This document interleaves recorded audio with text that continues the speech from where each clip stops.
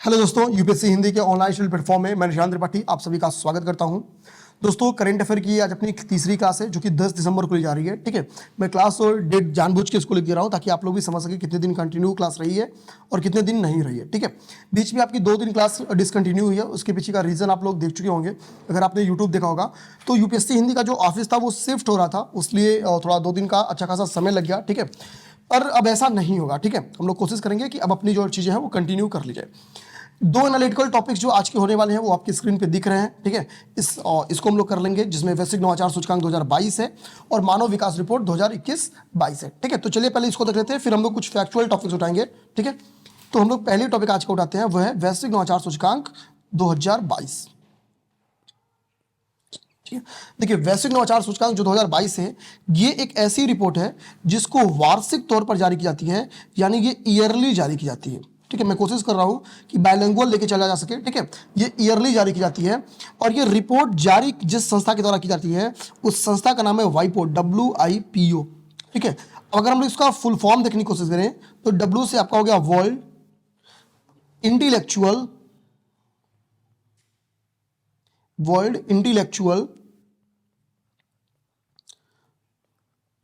Property organisation.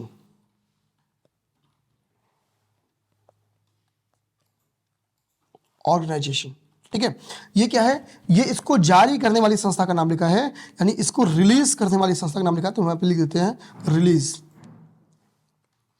ठीक है, ये क्या करती है? इसको जारी करती है। ठीक है, अब देखते हैं हम लोग ये रिपोर्ट कहती क्या है कि वर्ल्ड के जो इनोवेटिव इकोनॉमीज हैं वो कौन से हैं। ठीक है, तो हम लोग देखते हैं इस रिपोर्ट के अनुसार कि वर्ल्ड की टॉप इनोवेटिव इकोनॉमीज कौन सी हैं। तो ध्यान देना है, वर्ल्ड की टॉप इनोवेटिव इकोनॉमी, वर्ल्ड की टॉप इनोवेटिव इकोनॉमी। ठीक है, वर्ल्ड की टॉप इनोवेटिव इकोनॉमी देख लेते हैं हम लोग। ठीक है, वर्ल्ड की टॉप इनोवेटिव इकोनॉमी देख लेते हैं। ठीक है, अब हम लोग इस चीज को देख लेते हैं। देखिए, जो वर्ल्ड की टॉप इनोवेटिव इकोनॉमी है उसमें सबसे पहला, थोड़ी सी क्लास आज की डिस्टर्ब हो सकती है। ठीक है, अभी हम लोग सेंटर पे ही क्लास बना रहे हैं तो थोड़ी सी काम चला तो थोड़ा थोड़ा आवाज आ रहा है, पर 2 बातें, या तो आपकी क्लास कैंसिल करें या आप लोग थोड़ा सा अगर आज की क्लास एडजस्ट कर लेंगे तो बहुत बेहतर रहेगा। ठीक है, थोड़ी थोड़ी हो सकता है कि आपको बीच में डिस्टर्बेंस देखने को मिले। ठीक है, तो सबसे इनोवेटिव इकोनॉमी है वो आपका है स्विट्जरलैंड। ठीक है, सबसे इनोवेटिव इकोनॉमी आपकी है स्विट्जरलैंड। जो आपको पीडीएफ है वो ग्रुप पे सेंड कर दिया जा रहा है। ठीक है, ध्यान देना आप लोग को। सेकंड जो इनोवेटिव इकोनॉमी है वो है आपकी यूएसए। ठीक है, यूनाइटेड स्टेट ऑफ अमेरिका। तीसरी जो इनोवेटिव इकोनॉमी आपका वो है स्वीडन, ध्यान देना है। ठीक है, टॉप 5 इनोवेटिव इकोनॉमी का नाम आप लोग याद कर लीजिएगा, क्योंकि पेपर में क्वेश्चन देखेंगे कि खासतौर पर आरओ में बन के आता है कि निम्नलिखित में से कौन सा टॉप 5 में शामिल नहीं है। तो आप लोग अगर टॉप 5 याद कर लेंगे तो आपके लिए बहुत आसान रहेगा। ठीक है, तो ये हो गई आपकी टॉप 5। ठीक है, टॉप 5 कंट्री हो गई। ठीक है, टॉप 5 देश हो गए ये। ठीक है, अच्छा बात आती है कि भैया इंडिया की क्या रैंकिंग है, तो ध्यान देंगे दोस्तों। ठीक है, मैं यहां पे एक स्टार बनाता हूं और आपको समझाता हूं। देखिए, ओवरऑल इस इंडेक्स में कुल 132 कंट्रीज को शामिल किया गया, 132 देश को शामिल किया गया। 132 देशों के इस ग्रुप में, इस इंडेक्स में भारत को 14th रैंक मिली है, 40वीं रैंक मिली है। ठीक है, 40वीं रैंक मिली है। और इंडिया पहली बार, ध्यान देना है, पहली बार अंडर 40 आया है। फर्स्ट टाइम इंडिया क्या है, टॉप 40 की कंट्रीज में शामिल हुआ है इनोवेटिव इकोनॉमीज की इस इंडेक्स में। ठीक है, तो हम लोग यहां पे एक और अच्छी बात लिख सकते हैं। ठीक है, यहां पे एक और अच्छी बात लिख सकते हैं कि इंडिया फर्स्ट टाइम, इंडिया, ठीक है, पहली बार क्या हुआ है, यानी फर्स्ट टाइम, ठीक, इंडिया फर्स्ट टाइम क्या है, इस टॉप 40 में शामिल हुआ है, टॉप 40 ग्रुप में शामिल हुआ है, टॉप 40। ठीक है, इनोवेटिव इकोनॉमीज के, इनोवेटिव इकोनॉमी के ग्रुप में, IEG, यानी आई से इनोवेटिव, ई से इकोनॉमी, जी से group, top 40 innovative economy group में शामिल हुआ है। ध्यान देना है, इंडिया के साथ साथ तुर्की भी, ठीक है, तुर्की भी पहली बार शामिल हुआ है। तो इस बार टॉप 40 इकोनॉमी ग्रुप पे जो 2 नए देश शामिल हुए हैं वो तुर्की है और इंडिया है, तुर्की और इंडिया है। ठीक है, ये 2 हैं। तो इंडिया के साथ अन्य देश कौन सी है, तो इंडिया के साथ आपका दूसरा देश है, वो देश का नाम है तुर्की। ठीक है, क्लियर ये बात हो गई। अच्छा, इसके अलावा हम लोग अब क्या करते हैं, ध्यान देना है कि भारत को किस ग्रुप में रखा गया है, तो भारत को निम्न मध्यम आय वर्ग में रखा गया है। यहां पे मैं कुछ नोट करके लिख देता हूं। ठीक है। नोट, भारत को किस ग्रुप में रखा गया है? तो पहली बात, भारत को निम्न मध्यम आय वर्ग में रखा गया है, निम्न मध्यम, ठीक है, आय वर्ग में रखा गया है, ठीक है। ये चीज आपको एक तो याद रखना है कि भारत को निम्न मध्यम आय वर्ग में रखा है। दूसरी बात क्या याद रखनी है? आपको थीम याद रखनी है, ठीक है। दूसरी बात एक और आप लोग याद करिए, थीम याद कर लीजिए। थीम क्या है? तो ध्यान देना है, इसका थीम है व्हाट इज द फ्यूचर, ठीक है, ठीक। या इसका हिंदी में अगर देखेंगे तो इसका है नवाचार संचालित, ठीक है, नवाचार संचालित विकास का, नवाचार संचालित विकास का भविष्य, का भविष्य क्या है, ठीक है, भविष्य क्या है, ये इसकी थीम है। ध्यान देना है, ये इसकी थीम है। मैं इसकी थीम को इंग्लिश में लिख देता हूं, हालांकि ध्यान देंगे मैं गूगल ट्रांसलेट किया हूं तो हो सकता है क्या चीज गलत हो, ठीक है, इसी को ध्यान देना है। What is the future of innovation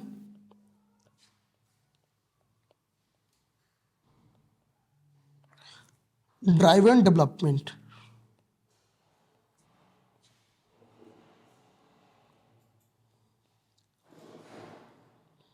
ठीक है, ये चीज ध्यान देंगे। तो ये थीम आपके लिए इंपॉर्टेंट हो सकती है, तो आप लोग थीम जरूर याद रखेंगे, ये चीज ध्यान देना, ये थीम आपको याद रखना है, ठीक है। अच्छा, अगर हम लोग थोड़ा सा इसके बारे में जानने की कोशिश करें, ठीक है, जो एजेंसी है, जिस एजेंसी के द्वारा ये जारी किया जाता है, यानी वाइपो के बारे में, ठीक है, तो आइए देखते हैं। तो मैं संक्षेप में आपको वाइपो के बारे में बता देता हूं, ठीक है। संक्षेप में जो फैक्ट्स आयोग के द्वारा पूछे सकते हैं, पहली बात कि 1967 में इसकी स्थापना की गई, 1967 में स्थापना की गई, एक बात आप लोग याद रखिए। सेकेंड बात ध्यान देना है, ये यूनाइटेड नेशन की, ध्यान देना है, ये यूनाइटेड नेशन की स्ववित्त पोषित एजेंसी है, ये यूनाइटेड नेशन की स्ववित्त पोषित एजेंसी है, एक बात आप लोग याद रखिए, ध्यान देना है, ये यूनाइटेड नेशन की स्ववित्त पोषित एजेंसी है, आपको एक बात याद रखनी है। अगली बात ये चीज ध्यान देना है, ठीक है, ये क्या है? ये सेवाओं,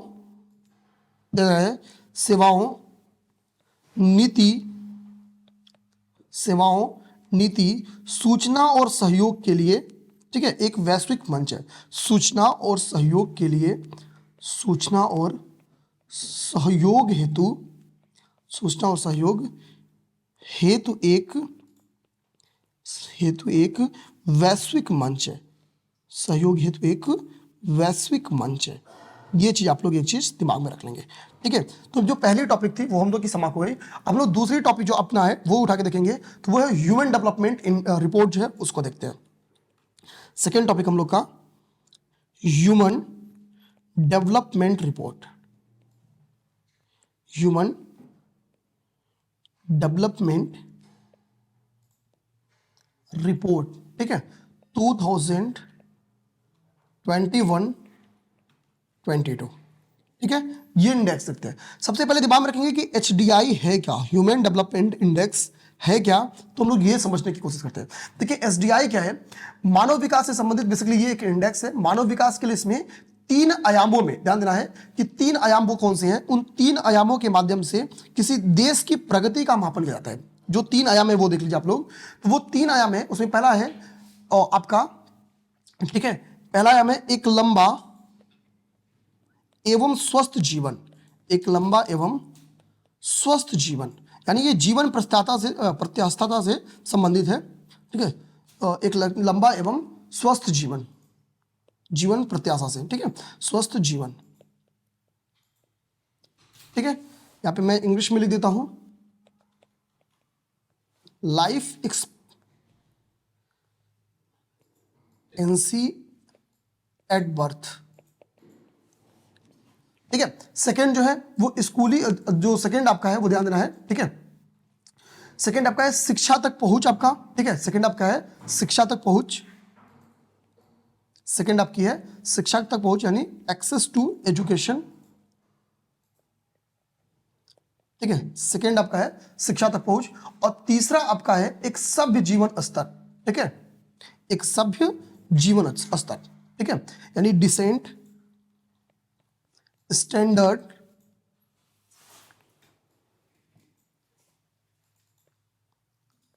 ऑफ लिविंग, ठीक है। तो ये तीन इसके मापन हो गए, एक, ठीक है, ये सेकंड हो गया और ये फर्स्ट हो गया। इन तीन आयामों के ऊपर, ये जो तीन आयाम लिखे हैं, इन तीन आयामों के ऊपर बेसिकली क्या है, किसी देश की प्रगति का माप किया जाता है। तो हम लोग कह सकते हैं उपर्युक्त तीन आयामों के ऊपर, उपर्युक्त तीन आयामों के आधार पर, तीन आयामों के आधार पर किसी देश की या देश की प्रगति का मापन किया जाता है, ठीक है। आधार पर क्या किया जाता है, देश की प्रगति का मापन, देश की प्रगति का मापन किया जाता है, देश की प्रगति का मापन। चलिए अब आपको एक होमवर्क देते हैं कि ह्यूमन डेवलपमेंट इंडेक्स 2021-22 में होमवर्क हो गया, भारत की रैंकिंग कितनी है। सबसे अच्छा क्वेश्चन आपको यही दे देते हैं, होमवर्क हो गया, इंडिया की रैंकिंग कितनी है ये आपको बताना है, ठीक है। अच्छा देखिए ओवरऑल क्या हुआ है, इस रिपोर्ट कंक्लूजन करती है कि इस रिपोर्ट पे एक्चुअली कोविड-19 का, रसिया यूक्रेन वार का और क्लाइमेट चेंज का असर पड़ा है, जिसके कारण वर्ल्ड की जो ह्यूमन डेवलपमेंट होनी चाहिए, जो ग्रोथ होनी चाहिए, वो ठहर से गई, यानी वो ठप हो गई है। इसका मतलब यूएनडीपी कह रही है, ठीक है, कि इस रैंकिंग के अनुसार, ध्यान देना है, ये रैंकिंग आपकी यूएनडीपी के द्वारा जारी की जाती है। एक चीज यहां पे मैं लिख दूं, ठीक है, ये इंडेक्स जो है आपका यूनाइटेड नेशन डेवलपमेंट प्रोग्राम यानी यूएनडीपी के द्वारा जारी की जाती है। और यूएनडीपी कहती है कि इस पे क्या है, इस बार के रिपोर्ट पर आपको कोविड का भी असर, इसको कहते हैं क्या मतलब है कि ये देखती है जो वार चल रहा है रसिया यूक्रेन के बीच में उसका भी असर देखती है, और कहती है कि क्लाइमेट चेंज का भी इस रिपोर्ट पे असर पड़ा है, जिसके कारण क्या हुआ है कि जो ह्यूमन डेवलपमेंट है वर्ल्ड का वो ठहर गया है, वो रुक गया है, ठीक है। ओवरऑल कुछ देशों की ह्यूमन डेवलपमेंट जो इंडेक्स की प्रगति है उसमें बाधक हुई है। जैसे फॉर एग्जांपल इस वर्ष जो भारत का मान आया, ठीक है, जो एसडीआई मान है इस वर्ष भारत का, एसडीआई मान किसका लिख रहे हैं हम लोग, तो एसडीआई मान हम लोग लिख रहे हैं इंडिया का, ध्यान देना है, इंडिया का, ठीक है। तो भारत का जो एसडीआई मान है 2000 आपका 21-22 का, इसमें आप देखेंगे या 21 का, ठीक है, तो एसडीआई मान में देखने को क्या मिला है कि भारत का ये है 0.6333, ये एसडीआई मान है इसका इंडिया का। जबकि अगर हम लोग 2020 से इसकी तुलना करें, ये आपका 2021 का है, ये आपका एसडीआई मान भारत का 2021 का है। अगर हम लोग इसका वर्ष 2020 से तुलना करते हैं तो तुलना करने के बाद क्या है कि 2020 में जो भारत का एसडीआई मान था वो 0.645 था, यानी भारत की ह्यूमन डेवलपमेंट इंडेक्स में जो प्रगति हुई है वो नकारात्मक प्रगति हुई है, निगेटिव प्रगति हुई है, ठीक है। इसका असर किस पे है, इसका कारण क्या है, इसका कारण कोविड-19 है, इसका कारण क्या है, रसिया यूक्रेन वार है, इसका कारण क्या है, इसका कारण क्लाइमेट चेंज है, इसका कारण क्या है, क्लाइमेट चेंज है, ठीक है। अच्छा ये चीज हम लोग देख लें, यूएनडीपी कहती है कि भारत की जो ये मार्किंग गिरी है, ठीक है, उसके पीछे जो मेनली मार्किंग गिरी है वो एक्चुअली कहां पे गिरी है, तो वो गिरी है आपकी स्कूली शिक्षा के अपेक्षित वर्ष में, ठीक है, ध्यान देना है। तो अपेक्षित जो भारत की मार्किंग गिरी है, एक थोड़ी सी गलती निकल गया, वो जीवन प्रत्याशा में गिरा है, ठीक है। भारत की जो मार्किंग गिरी है वो एक्चुअली जीवन प्रत्याशा में गिरी है, ध्यान देना है, ठीक है। जीवन प्रत्याशा में ध्यान देना है, जो सबसे ज्यादा मार्किंग में कमी आई है वो आपकी जीवन प्रत्याशा में गई है। तो सर्वाधिक कमी या सर्वाधिक जो नकारात्मक प्रगति हुई है वो आपकी जीवन प्रत्याशा में हुई है, ठीक है। सर्वाधिक नकारात्मक प्रगति, तो मैं यहाँ पे निगेटिव लिख देता हूँ प्रगति, ठीक है, सर्वाधिक नकारात्मक प्रगति, ठीक है। ये इंपॉर्टेंट कर लीजिएगा, ठीक है, इसको आप लोग इंपॉर्टेंट कर लीजिएगा, ठीक है। पहले मैंने स्कूलिंग में बोला है, लेकिन ध्यान देना है वो स्कूलिंग में नहीं, जीवन प्रत्याशा में सर्वाधिक नकारात्मक प्रगति हुई है, सर्वाधिक नकारात्मक प्रगति आपकी हुई है जीवन प्रत्याशा में हुई है, ठीक है। अब एक चीज को समझना है, ठीक, इंडिया की क्या रैंकिंग है ये आपको कंफर्म बताना है, ये मैंने आपसे पहले ही पूछ लिया है। तो इंडिया की रैंकिंग के बारे में आप लोग क्या करेंगे, इंडिया की रैंकिंग के बारे में आप लोग एक बार कमेंट कर देंगे, ठीक है। तो ये चीज हो गया। इसके बारे में बात हम लोग क्या करते हैं, हम लोग आगे चलते हैं, आगे हम लोग कुछ फैक्चुअल टॉपिक्स देखेंगे, ठीक है। आगे हम लोग क्या देखने वाले हैं, कुछ फैक्चुअल टॉपिक्स देखने वाले हैं। जो फैक्चुअल टॉपिक्स है वो अभी यूपी से रिलेटेड है, ठीक है। तो हम लोग कह सकते हैं इसको यूपी स्पेशल करंट भी बोल सकते हैं, ठीक है, यूपी स्पेशल करंट भी बोल सकते हैं, ठीक। केवल दो टॉपिक्स इसमें देखेंगे, इसमें जो पहली हम लोग योजना देखने वाले हैं वो है पंचामृत योजना। वो आपकी है पंचामृत योजना। ठीक है, हम लोग क्या करते हैं, पंचामृत योजना को समझने की कोशिश करते हैं कि पंचामृत योजना है क्या। ध्यान दीजिए, यूपी गवर्नमेंट की एक ऐसी योजना है जो गन्ने की उपज को बढ़ाने के लिए इसकी शुरुआत की गई है। ठीक है, अगस्त माह में इसकी शुरुआत की गई है। तो इसकी शुरुआत की गई है गन्ने की उपज को बढ़ाने के लिए। ठीक है, गन्ने की, ध्यान देना है, गन्ने की उपज को बढ़ाने के लिए, उपज को, गन्ने की उपज को बढ़ाने हेतु। ठीक है, इस योजना की शुरुआत की गई है किसकी, पंचामृत योजना की। ठीक है, ये चीज अपने दिमाग में रखेंगे कि पंचामृत योजना की शुरुआत गन्ने की उपज को बढ़ाने हेतु की गई है। ठीक है, ये किसकी योजना है, ये यूपी गवर्नमेंट की योजना है। तो यूपी लिख दिए तो इसमें दिक्कत आएगी नहीं। ठीक है, सेकंड चीज आप लोग दिमाग में रखेंगे। ठीक है, जो सेकंड चीज याद रखना है आप लोग को, वो बुंदेलखंड एक्सप्रेस वे के बारे में याद रखना है। ठीक है, वो आपको बुंदेलखंड एक्सप्रेस वे के बारे में याद रखना है। बुंदेलखंड एक्सप्रेस वे, सेकेंड आपको बुंदेलखंड एक्सप्रेस वे के बारे में याद रखना है। देखिए, जो बुंदेलखंड एक्सप्रेस वे है, ठीक है, ये न्यूज़ में रहा है आपका, और लगातार ही न्यूज़ में रहा है, लेकिन ये आप इसका उद्घाटन बेसिकली हुआ है आपका जुलाई में। ठीक है, मिड जुलाई में इसका उद्घाटन हुआ था। ये 296, ठीक है, 296 किलोमीटर की ये परियोजना जानना है। इतनी लंबी ये एक्सप्रेस वे है, 296 किलोमीटर की। कुल यूपी के कुल 7 जिलों से होकर, 7 डिस्ट्रिक्ट से होकर क्या होती है, ये गुजरती है।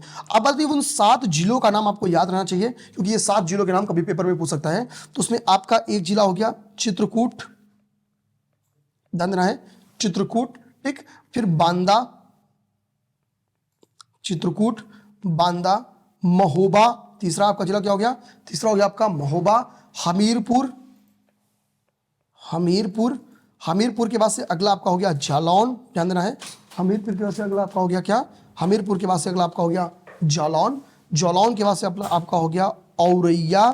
ठीक है, जालौन के बाद से आपका हो गया क्या, जालौन के बाद से औरैया हो गया, और आपका 7वां जो हो गया वो हो गया इटावा। अब यहां भी आप हमसे एक होमवर्क पकड़िए, चलिए होमवर्क से पीछे नहीं चलना है। ठीक है, होमवर्क ये है, ठीक है, कि ये इसका प्रारंभिक प्लस अंतिम जिला कौन सा है। ठीक है, प्रारंभिक प्लस अंतिम लोकेशन, जहां से स्टार्ट हो रही है और जहां पे खत्म हो रही है। आपको एक बात ये बतानी है कि इसका प्रारंभिक और अंतिम लोकेशन कौन सा है, आप लोग एक बात ये बताइएगा। ठीक है, ठीक है, आइए हम लोग आगे देखते हैं। ठीक, आगे हम लोग देखते हैं कुछ। अगला फैक्ट आप लोग के लिए है कि हाल ही में आप लोग एक और होमवर्क, चलिए लीजिए, एक और होमवर्क लीजिए। ठीक है, एक और होमवर्क लीजिए। इसकी होमवर्क की आंसर मैं अभी जस्ट बता दूंगा जब 2-3-5 मिनट क्लासेस आगे बढ़ेंगी, कि किस राज्य में, हाल ही में किस राज्य में भारत का पहला, ध्यान देना है, भारत का पहला फुल आर्म ट्रांसप्लांट सफलतापूर्वक किया गया। ध्यान देना है, भारत का पहला फुल आर्म ट्रांसप्लांट किया गया। ध्यान देना है, फुल आर्म ट्रांसप्लांट किया गया, ट्रांसप्लांट किया गया। तो भारत का पहला फुल आर्म ट्रांसप्लांट कहां, किस राज्य में किया गया। ठीक है, किस राज्य में किया गया, ये आपको राज्य का नाम बताना है। मैं यहां पे लिख देता हूं, ये होमवर्क है, इसको अभी मैं 3-4 मिनट बाद आपको आंसर दे दूंगा। ठीक है, ध्यान देना है। आप लोग तब तक कमेंट कर दीजिए। ठीक है, तब तक आप लोग कमेंट कर दीजिए। कुछ इंपॉर्टेंट बुक्स का मैं नाम बता रहा हूं, 2-3 बुक्स का, जिनका नाम याद करेगा, कभी भी इंपॉर्टेंट है, पेपर में आ सकता है। ठीक है, तो इसमें जो पहली बुक आपको मैं बताने जा रहा हूं, ठीक है, उस बुक का नाम है द लास्ट व्हाइट मैन। ठीक है, उस बुक का नाम है द लास्ट, उस बुक का नाम है द लास्ट व्हाइट मैन। ठीक है, इस बुक का नाम है द लास्ट व्हाइट मैन। इसके राइटर कौन है अभी मैं बता दूंगा। ठीक है, इसके बाद से अगला आप लोग बुक ले लीजिए। ठीक है, अगली बुक का नाम है आपका, ठीक है, आपका क्रिम्सन स्प्रिंग। ठीक है, अगली बुक का नाम है आपका क्रिम्सन, ठीक है, स्प्रिंग। अगली बुक आपकी क्रिम्सन स्प्रिंग। आपकी तीसरी बुक ले लीजिए आप लोग। ठीक है, तो तीसरी बुक का नाम है अंबेडकर। ठीक है, इन तीनों के राइटर्स का नाम मैं बता दे रहा हूं। ठीक है, अंबेडकर, अलाइव, एक जीवन, अलाइव, अंबेडकर अलाइव, एक जीवन। ठीक है, है संविधानवादी लेखक, ठीक है, संविधानवादी लेखक, ध्यान रहे, राइटिंग द कॉन्स्टिट्यूशनलिस्ट,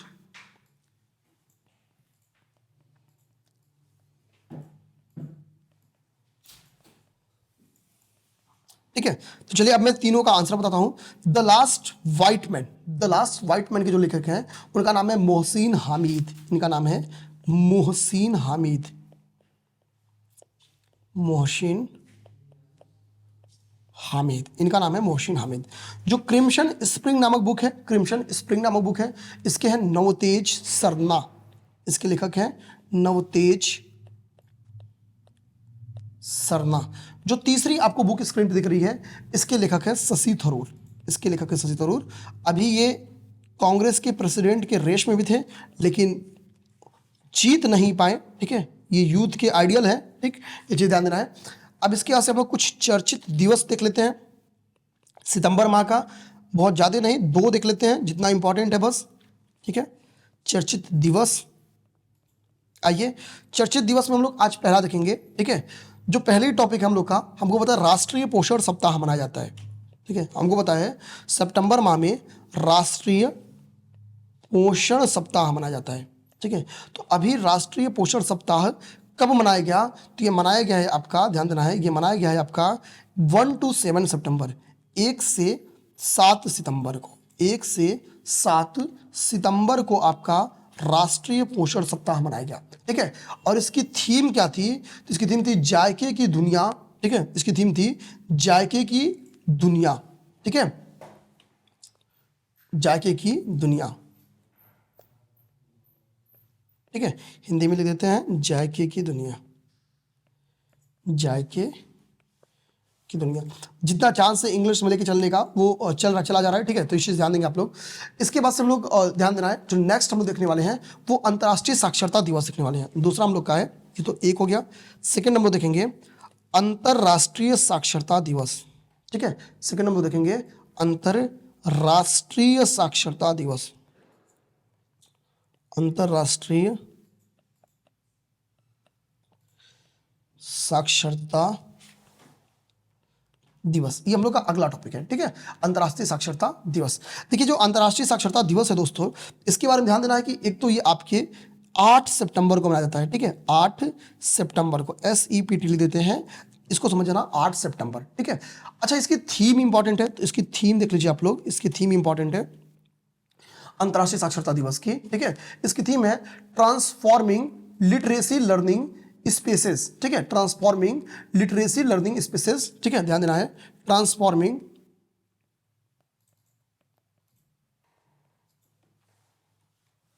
ठीक है, ट्रांसफॉर्मिंग लिटरेसी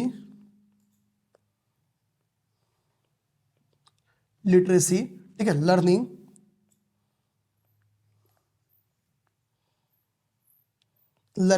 ठीक है, स्पेसेस,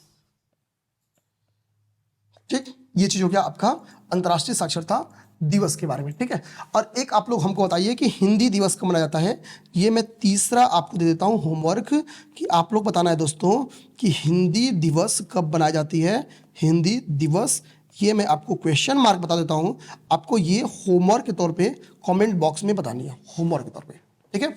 एक मैंने ऊपर आपको पूछा था क्वेश्चन, उसका आंसर बता दूं कि भारत का वो कौन सा पहला राज्य है जहां पे फुल आर्म ट्रांसप्लांट हुआ है सफलतापूर्वक। तो उस राज्य का नाम है केरला, ठीक है, केरल नाम है, ठीक है।